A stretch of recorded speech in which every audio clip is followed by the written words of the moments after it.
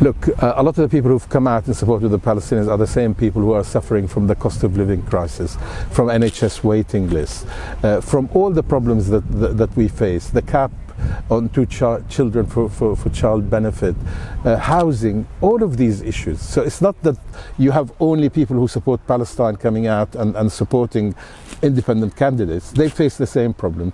But there are people, like last night I was at a meeting in Druids Heath, where the community there is learning about a redevelopment plan that will blight their lives. They may find themselves without anywhere to live, or maybe being told to move to the north of Birmingham. So I think the Gaza issue is important because it almost has defined how poor the political system here is, and that actually there are people who have worked all their lives, who can contribute more from their experience and bring it to bear in Parliament, i.e. the independents. So why not support the independent in your area, and let's make the 4th of July Independence Day. Well, first of all, Steve McCabe obviously couldn't take the heat. That has to be the answer, because he's been MP for 27 years. You would have thought with the pollings for Labour that he would feel it was an easy ride. But I think he thought he would face stiff opposition particularly from me, but also the constituents who care about what's happening in Gaza. So he decided to run. Goodbye and good riddance. Now the new guy has been parachuted in. And he's a military person, and so the parachuting is apt here, that you bring someone in like that.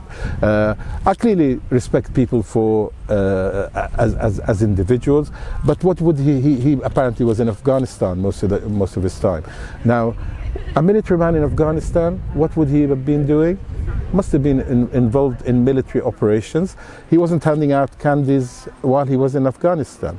So it'll be interesting to see how much he understands about the issues that face the people of Selly Oak. What they tell him at the doorstep.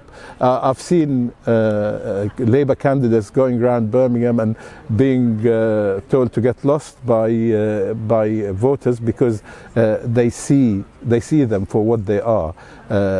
Unfortunately, supporting a leader who has reneged on all his commitments when he stood for the leadership, and they've told them to just get lost. People are politically homeless, and what independents can do here is present policies and say they would represent the people properly.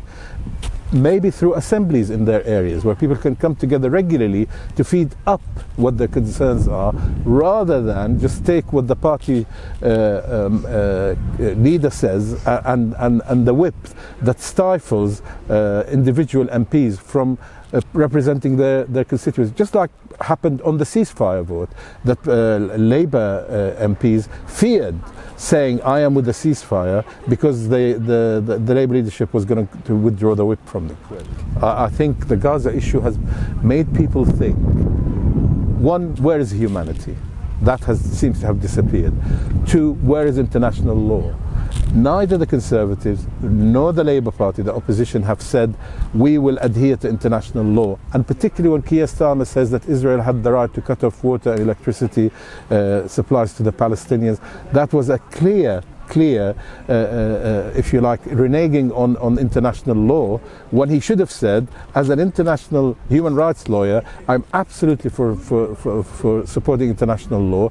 I am for now, with the ICC saying, the International Criminal Court, saying that they would like to issue arrest warrants for Netanyahu and Gantz, that he should say, I would support the ICC, not stand in its way, unlike Boris Johnson, who said the ICC had no jurisdiction there because Palestine wasn't a state and Israel wasn't a member. What has to happen is there needs to be a move away from hypocrisy and a marching back to democracy.